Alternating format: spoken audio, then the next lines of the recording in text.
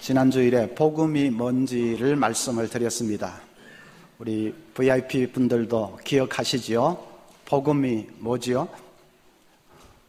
낙지볶음, 제육볶음, 그런 볶음이 아니고 복음. 복음은 하나님의 의가 우리에게 주어진 것이라고 했습니다. 예수 그리스도의 십자가로 말미암아 하나님의 의가 우리에게 주어진 것, 그것이 복음입니다. 그 복음을 믿는 자마다 구원을 받는다 했습니다. 그러면 오늘은 믿음이 뭔지를 같이 한번 생각을 해보겠습니다. 복음을 믿는 자는 다 구원을 받는다 했는데 그때 그 믿는다라는 것이 믿음이 뭘까? 믿는다고 결심하는 것이 믿음일까? 아니면 믿는다고 말을 하면 이제 그게 믿음인가? 믿는다고 고개를 끄덕이면 혹은 결심 카드를 써내면 그것이 믿는 것일까? 어떻게 하는 것이 믿는 것일까? 자, 그것이 궁금하시죠? 오늘은 그것을 같이 생각을 해보려고 합니다. 첫째로 믿음은 받아들이는 것입니다. 12절에 영접하는 자, 곧 그 이름을 믿는 자들에게는 하나님의 자녀가 되는 권세를 주셨으니, 여기 영접해야 된다고 말씀합니다. 영접하는 것은 받아들이는 것이지요. 그래서 이 마음을 열고 받아들이는 것, 예수님을 받아들이는 것, 그것이 믿음이고 또 믿음의 첫 단계입니다. 태평양 망망대해에 병이 하나 떠 있어도 그 병에 마개가 꼭 닫혀 있으면 바닷물은 한 방울도 들어가지 않습니다. 사방천지가 바닷물이지만은 마개가 꼭 닫혀 있으면 바닷물은 한 방울도 들어갈 수가 없습니다. 마찬가지로 하나님의 사랑이 아무리 커도 내가 이 마음문을 꼭 닫고 있으면 그 사랑은 나에게 들어올 수가 없습니다. 이런 것과 같습니다. 총각이 마음에 드는 아가씨가 있어서 사랑을 고백을 합니다. 그런데 그 여자가 마음을 꼭 닫고 그 사랑을 받아들이지 않고 의심을 하면 아무리 사랑을 고백해도 소용이 없지요. 여자가 의심을 하면 저 남자는 우리 집 재산 보고 저럴 거야. 우리 아버지가 CEO니까 그런 것을 보고 뭐 사랑하니 어쩌니 그럴 거야 하고 의심을 하고 하면 남자가 아무리 사랑을 고백을 해도 사랑이 느껴지지가 않습니다. 느껴질 리가 없지요. 자기의 마음의 빗장을 딱 닫아 걸고 받아들이지 않기 때문입니다. 마찬가지로 아무리 예수님께서 십자가에서 돌아가셨습니다 말해 주어도 그걸 받아들이지 않으면 소용이 없습니다. 아무리 예수님이 당신을 위해 돌아가셨습니다 해도 그래도 그걸 의심하면 무슨 그렇게 했으려고 저런 건 다 나를 교회로 끌고 가려는 수작이야. 그렇게 그냥 해버리면 그러면 하나님의 사랑이 느껴지지가 않습니다. 자기가 마음의 빗장을 이렇게 닫고 있기 때문입니다. 받아들여야 됩니다. 예수님 나를 위해서 그렇게 돌아가셨습니까? 하고 받아들여야 됩니다. 받아들일 때에 사랑이 느껴집니다. 마개를 탁 열면 바닷물이 그냥 콸콸콸 쏟아져 들어오겠지요. 마찬가지로 우리가 마음을 열고 그렇습니까? 나는 이때까지 예수님하고 전혀 상관도 없이 살았지만은 이제부터는 당신을 그 사랑을 내가 믿습니다. 받아들입니다. 할 때에 그 사랑이 느껴집니다. 마음이 뜨거워집니다. 받아들이는 것은 우리가 교리를 다 알아서 받아들이는 것은 아닙니다. 성경을 다 알아서 받아들이는 것은 아닙니다. 남자가 사랑을 고백할 때 이 여자가 받아들이는 것은 그 남자를 다 알았습니까? 아니죠. 이제 교제를 막 시작하는데 어떻게 다 압니까? 그러나 나를 사랑한다고 하니까 그걸 믿고 받아들이는 거죠. 마찬가지로 우리가 예수님에 대해서 다 알지도 못하고 교리도 알지 못하고 하지만 예수님께서 십자가에서 나를 위해 돌아가실 만큼 나를 사랑하셨다고 하니까 그 사실을 믿고 받아들이는 것입니다. 그러면 하나님의 사랑이 쏟아져 들어오는 것을 느끼게 됩니다. 어떤 분은 하나님이 왜 지옥을 만들었느냐, 사랑의 하나님이라고 하면서 왜 지옥을 만들어서 사람들 지옥 가게 만드느냐, 그렇게 대드는 분들이 있습니다. 지옥 가는 것이 마치 하나님 책임인 양 얘기를 그렇게 합니다. 그건 잘못 생각하는 것입니다. 사람들이 지옥 가는 것은 자기가 하나님의 사랑을 받아들이지 않기 때문입니다. 꼭 죄 지어서 지옥 가는 것도 아닙니다. 죄는 다 지었지 않습니까? 근데 우리 신자들은 지옥 가지 않습니다. 자기가 지옥 가는 것은 자기가 하나님의 사랑을 받아들이지 않기 때문입니다. 그러니까 이 마개가 닫혀있는 병처럼 아무리 하나님이 사랑한다고 말씀을 하지만은 뭐 딱 마음의 빗장을 닫아 걸고 있으니까 하나님도 방법이 없는 것입니다. 그래서 믿음은 이제 마음을 열고 받아들이는 것이다. 두 번째로 믿음은 의지하는 것입니다. 좀 이 믿는다라는 말이 약간 이 폭넓게, 어떨 땐 좀 애매하게 쓰일 때가 많습니다. 찬동하는 것을 믿는다라고 말할 때가 많습니다. 나는 세탁기는 LG가 최고라고 믿는다. 그러면 그건 LG가 최고라는데 찬동한다, 동의한다라는 뜻입니다. 어떤 사람은 삼성이 낫다고 하고 어떤 사람은 LG가 낫다고 하고 하는데 나는 LG가 더 낫다고 믿는다 하는 말은 그 의견에 내가 동의하고 찬동한다는 뜻이죠. 찬동하는 것을 믿는다 자꾸 이렇게 표현하니까 우리가 예수님을 믿는다 할 때도 단순히 찬동하고 있는데도 그걸 믿는 것으로 착각을 하는 경우가 많습니다. 그러니까 예수님 십자가에서 돌아가셨습니다, 당신을 사랑하십니다 하면 그럴 수 있겠다, 그 좋은 말이네, 그럴 수 있겠다 하고 고개만 끄덕이고 찬동하는 그것을 믿는 것으로 착각을 합니다. 그런데 찬동은 믿는 것이 아닙니다. 찬동은 찬동이지요. 믿는 것은 전적으로 신뢰하고 의지하는 것입니다. 이런 예를 들면 좀 쉽습니다. 여러분 서커스단에서 공중고개 하는 거 보셨죠? 공중고개. 어떤 고개사가 공중에 이렇게 거꾸로 매달려 있습니다. 그럼 다른 사람이 그냥 이 사다리 저 사다리로 공중에서 휙휙 뛰어다니죠. 그렇게 공중에서 휙 뛸 때에 거꾸로 매달려 있는 고개사가 손을 탁 잡아줍니다. 자, 그럴 때 휙 뛰는 사람이 자기가 손을 잡으려고 하면 안 됩니다. 그럼 큰일 납니다. 둘이가 서로 손을 잡으려고 하면 손이 엇갈려가지고 잘못해서 떨어지든지 아니면 손목이 부러지든지 큰 사고가 납니다.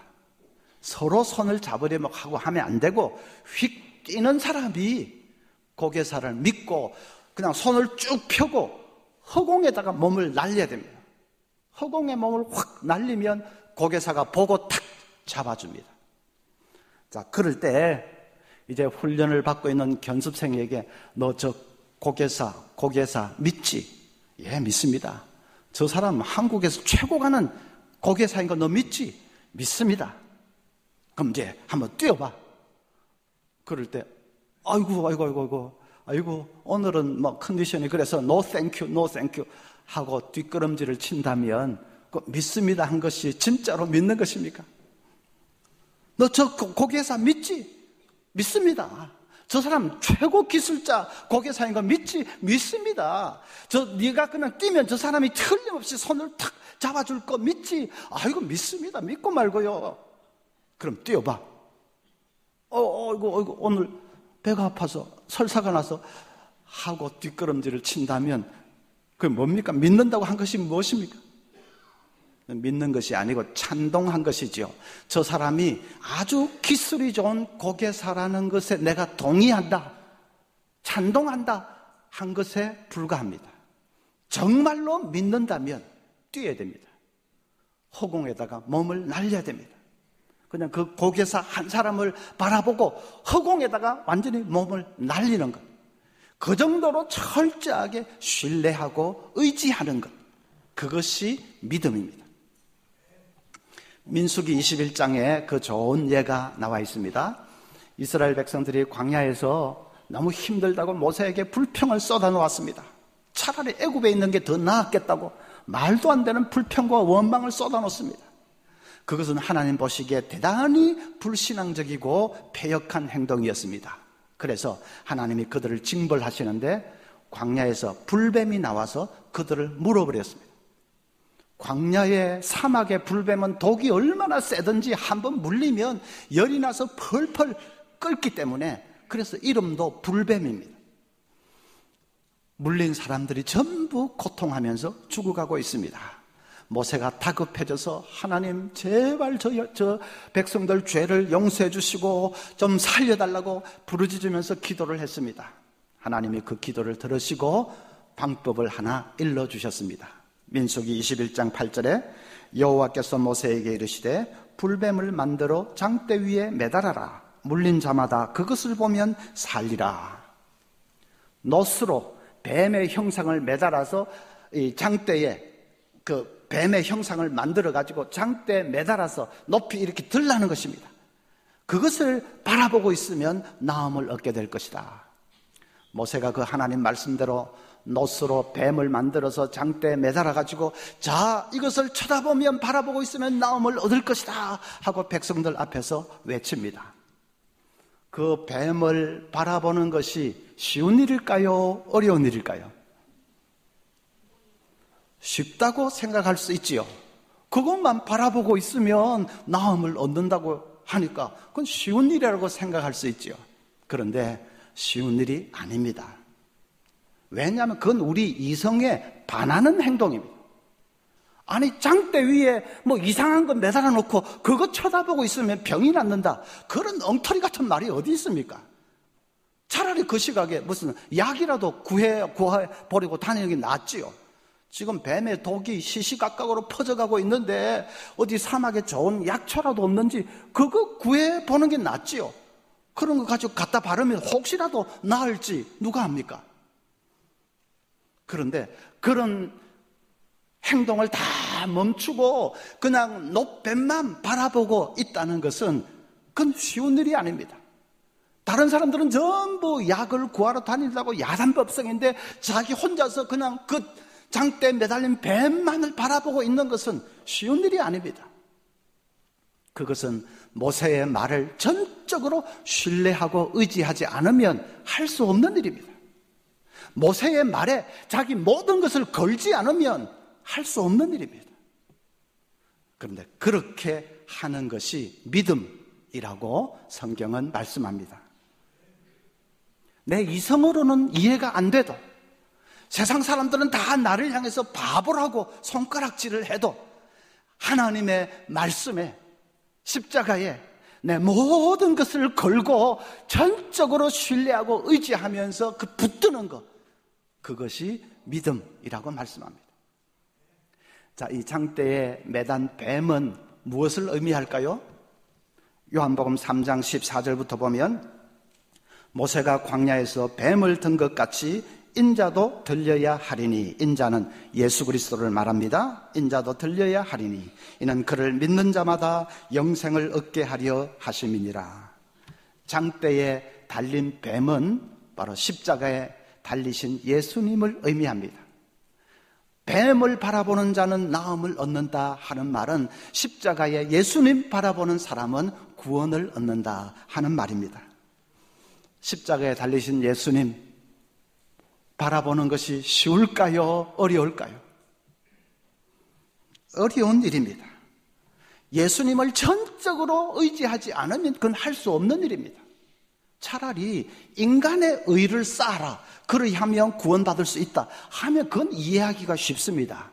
착한 일을 하든지 선행을 하든지 구제를 하든지 좋은 일을 하든지 뭐 그렇게 인간의 의를 쌓으면 구원에 좀 더 가까이 갈 수 있다 이러면 그건 이해하기도 쉽고 믿기도 쉽습니다. 그런데 그런 것이 아니고 그저 십자가만 바라보고 의지하면 구원받을 수 있다. 그거는 정말 그렇게 하기가 어렵습니다. 만약 그 말이 엉터리면 어떻게 합니까? 십자가만 바라보면 구원받을 수 있다 해서 실컷 십자가만 바라보고 의지했는데 나중에 보니까 구원이고 뭐고 다 엉터리였다. 그럼 어떻게 합니까? 인생 망치는 거 아닙니까? 예수 믿으면 천국 간다. 그래서 실컷 예수 믿었는데 나중에 알고 보니까 그거 다 엉터리였다. 뭐 천국이고 지옥이고 뭐고 영생이고 다 거대한 사기극이었다. 그럼 어떻게 합니까? 완전히 나만 바보 되는 것 아닙니까? 그런데 그래서 예수님 십자가만을 바라본다는 것은 그건 어려운 일입니다. 정말로 주님을 신뢰하고 의지하지 않으면 할 수 없는 일입니다. 그런데 그렇게 하는 것이 믿음이라고 말씀합니다. 그리고 그 믿음으로 우리가 구원을 받는 것입니다. 그저 찬동하고 끄떡끄떡하는 그것이 아니라 그 참된 믿음으로 구원을 받는 것입니다. 주님 한 분만을 바라보면서 내 몸을 그냥 허공에 던지듯이 주님께서 내 손 붙들어 주실 것을 믿고 내 몸을 그냥 허공에 던지듯이 하는 그것이 믿음입니다. 여러분, 그 믿음은 구원받기에 충분한 믿음 아니겠습니까? 정말 그 정도로 예수님에게 내 모든 생명과 내 모든 운명을 다 걸고 전적으로 나를 주님에게 그냥 맡겨버리는데 그건 구원받기에 충분한 믿음이죠. 하나님께서 그 믿음을 보시고 우리를 구원해 주십니다. 셋째로 믿음은 순종하는 것입니다. 어떤 사람이 예수를 믿는다고 하는데 그게 진짜 믿음인지 아니면 단순히 그냥 찬동하고 있는 것인지 그걸 어떻게 구별할 수 있을까요? 그 사람의 삶을 보면 알 수 있습니다. 삶에 순종이 있는지 없는지 그것을 보면 알 수 있습니다. 믿음을, 참 믿음을 가진 사람이라면 죄 짓지 마라 하는 주님의 말씀에 순종할 것입니다. 주님 한 분 바라보고 나를 그냥 던져서 맡길 정도로 그렇게 주님을 의지하는데 그 주님께서 죄 짓지 마라 말씀하셨으면 그러면 그 말씀에 순종하겠지요. 이웃을 사랑하라 하는 말씀에 순종합니다. 늘 복음을 전하면서 예수 제자의 삶으로 살아라 하는 말씀에 순종할 것입니다. 한마디로 말하면 예수님을 자신의 삶의 주인으로 모시고 살게 됩니다. 우리가 예수님을 향해서 주여, 주님, 주여 이렇게 부를 때 그 주라는 말은 주인이라는 뜻입니다. 단순한 호칭이 아니고 주인이라는 뜻입니다. 예수님을 향하여 주여 부르는 것은 당신이 나의 삶의 주인이십니다. 그걸 고백하는 겁니다. 나는 종이고 당신이 내 인생의 주인이십니다. 그걸 고백하는 말이 주여, 주님 하는 말입니다. 그래서 정말로 믿음을 가진 사람이라면 예수님을 늘 인생의 주인으로 고백하면서 그분의 말씀에 다 순종해서 살 것입니다. 뒤집어서 말해볼까요? 만약에 어떤 사람이 예수를 믿는다고 말은 하는데 삶을 보면 순종이 없다. 삶을 보면 예수님이 주인이 아니라 자기가 여전히 주인으로 살고 있다. 그렇다면 그걸 어떻게 해석해야 할까요? 아직 믿음의 단계에 이르지 못한 것이겠지요. 어쩌면 찬동하고 있는 그런 수준에 머물러 있는 것이겠죠. 찬동도 안 하는 것보다는 하는 것이 100배 낫습니다. 찬동도 안 하고 마음을 딱 빗장을 닫아 걸고 있는 것보다는 그 고개를 끄덕이고 찬동하는 것이 100배 낫지요. 안 하는 것보다는. 그런데 그 찬동하고 있는 것을 믿음이라고 착각하면 곤란합니다. 참 믿음은 순종하는 것입니다. 예수님을 주인으로 모시고 사는 것입니다. 콜린 에반스라는 영화 배우가 있습니다. 조금 오래된 배우인데 그러나 이 미국의 룩이라는 잡지가 미국의 최고 미인 10명을 선정할 때에 이 콜린 에반스 한 사람을 꼽을 정도로 그렇게 미모의 여배우입니다. 수입도 엄청나게 올리는 분입니다. 한 번은 콜린 에반스가 어느 파티장에 나타났습니다. 사람들이 그냥 박수하고 휘파람 불고 장례가 시끌벅적하게 됐습니다. 콜린 에반스가 인사말을 하는데 첫 마디가, 여러분, 저는 사랑에 빠졌습니다. 저는 그분에게 제 인생을 맡기기로 결심했습니다. 그럽니다. 장례가 탄성과 환호 소리에 뒤덮였습니다. 도대체 그 행운의 사나이가 누군지, 그래서 사람들이 그 남자가 누굽니까? 하고 소리를 지릅니다. 콜린 에반스의 다음 말은 더 놀라웠습니다. 저는 예수 그리스도와 사랑에 빠졌습니다.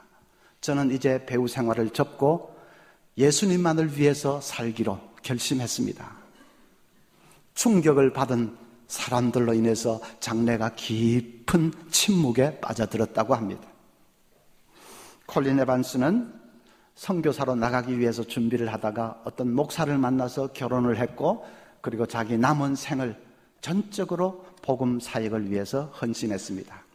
한 번은 빌리 그램 목사님을 만나서 대화를 나누다가 빌리 그램 목사님이, 콜린 자매님은 헐리우드의 그 별과 같은 성공을 뿌리치고 주님을 택한 것을 후회하지 않습니까? 물어보았습니다.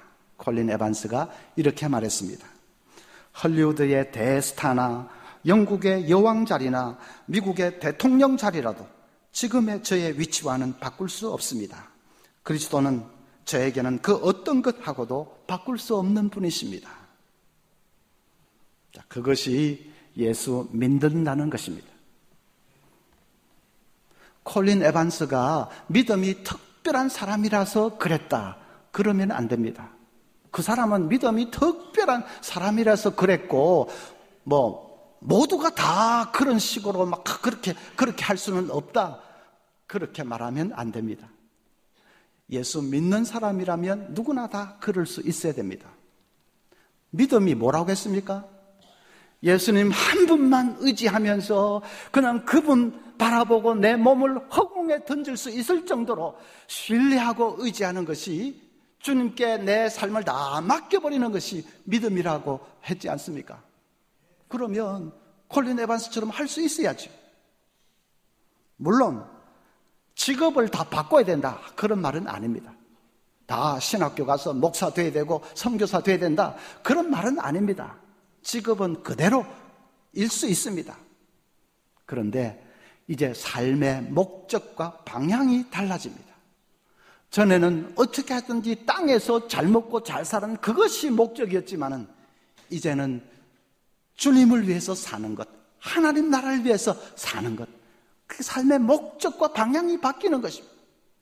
전에는 내 하고 싶은 대로 하면서 내가 내 인생의 주인으로 살았지만은, 이제는 예수께서 내 인생의 주인이 되는 그런 삶으로 바뀌는 것, 삶의 이 목적과 방향이 달라지는 것입니다. 그것이 믿음이지요. 그러면 조금 걱정이 되는 분도 계실 겁니다. 그 정도로 철저한 것이 믿음이라면 나는 그 정도까지는 아닌데 어떻게 하나 좀 걱정이 되고 염려가 되는 분도 계실 겁니다. 나는 그럼 이런 정도로는 구원도 못 받는 것 아닌가, 염려가 되는 분도 계실 겁니다. 염려하실 거 없습니다. 왜냐하면 믿음은 자라는 것이기 때문에 그렇습니다. 참 믿음은 자라게 되어 있습니다. 여러분, 베드로는 예수님을 모른다고 막 부인했지 않습니까? 그것도 한 번도 아니고 3번이나 예수님 모른다고 막 부인을 했지 않습니까? 또 다른 제자들도 마찬가지입니다. 서로 누가 높은 자리 차지할 거냐 다투기만 하는 믿음이 형편없는 사람들이었습니다. 그런 사람들이 나중에는 사도가 되어서 하나님의 교회를 세우는 초석들이 다 되었지 않습니까? 그러니까 우리는 믿음 없어도 예수님 모른다고 부인은 하지 않을 정도니까 우리가 베드로보다 낫지요. 그래서 믿음은 자라는 것이기 때문에 염려할 필요가 없습니다. 어떤 목사님이 캐나다에서 어느 교회에서 집회를 인도하는데, 둘째 날 저녁에 한 가정으로부터, 부부로부터 식사 대접을 받게 되었습니다. 식사 자리에서 부부가 이런 간증을 합니다. 본래 이 여자 쪽은 아주 신앙이 독실한데 남자는 믿음이 없었답니다. 결혼하려고 억지로 교회 나가기 시작했습니다. 그렇게 억지로 교회 나가기 시작한 신앙생활이니까 결혼하고 나서 문제가 불거지기 시작합니다. 그 아내는 그냥 일요일만 되면 늘 교회에서 살다시피 하지요. 헌금 그냥 갖다 바치지요. 그걸 옆에서 보고 있으려니 우라통이 나서 견딜 수가 없습니다. 그래서 부부간의 불화가 그냥 심하게 되었습니다.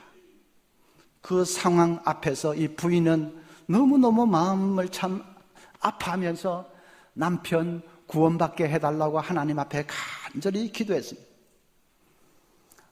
그 부부는 이 몬트리올에서 한국 식품점을 운영을 하고 있는데 비즈니스가 곧잘 되었답니다. 어느 날 밤에 갑자기 저 앞에 프론트 쪽에서 따당 하고 총소리가 났습니다. 놀라서 부인이 달려가 보니까 남편이 복면강도 총에 맞아서 쓰러져 있습니다. 가슴 쪽에 피가 흥건합니다. 급하게 병원으로 실어갔는데 의사들이 다 가망이 없다고 합니다. 그냥 이 부인이 대성통곡을 하면서 하나님 앞에 울부짖으면서 기도를 했습니다. 하나님, 내 남편을 이렇게 데려가시면 어떻게 합니까?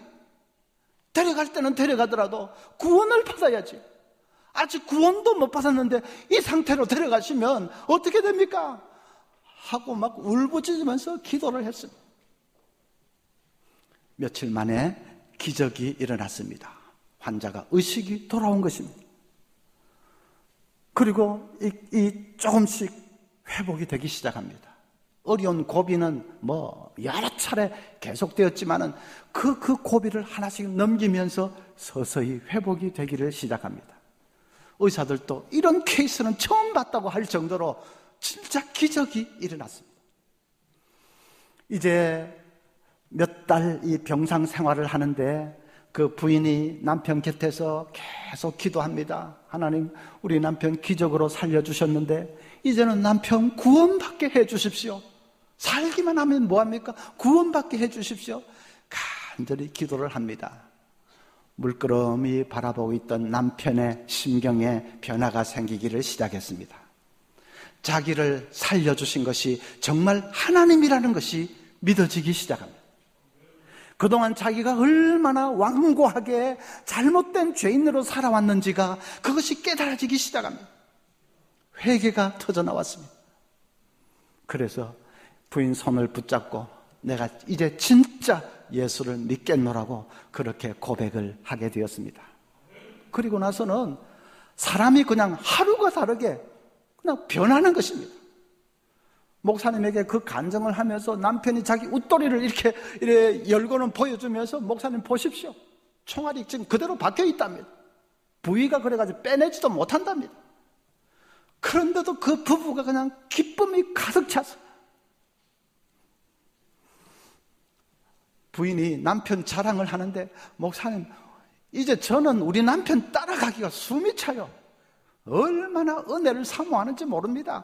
부흥에 있다고 하면 몬트리올에서 토론토까지 그냥 단숨에 달려갑니다.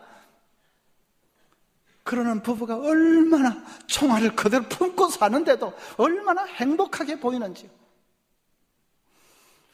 그 남자 믿음이 자란 것입니다. 처음에는 아무것도 모르고 핍박만 해대던 사람이 믿음이 자란 것입니다. 이제는 매일매일을 기적으로 살 정도로, 하나님의 은혜만 붙들고 살 정도로 그렇게 믿음이 자랐습니다. 오늘 우리 VIP들 혹은 초신자들, 성도 여러분, 내가 내 믿음이 지금 이거 말씀 들어보니까 나는 이거 믿는 것도 아닌 것 아닌가? 너무 염려할 필요 없습니다. 여러분, 잘하시면 됩니다. 찬동하는 것을 믿음이라고 착각만 하지 않으면 됩니다. 그리고 참 믿음이 연약하고 어린아이 같지만 그 자꾸 자라나기만 하면 됩니다. 어떻게 하면 믿음이 자랄 수 있느냐? 그건 다음 주에 말씀드리겠습니다. 네. 다음 주에 다 빠지지 않고 나오셔야 되겠죠? 예. 그래서 믿음이 다 자라서 정말 매일매일을 하나님의 은혜의 줄에 붙들려 사는, 기적을 경험하면서 사는 우리 모두가 될 수 있기를 바랍니다.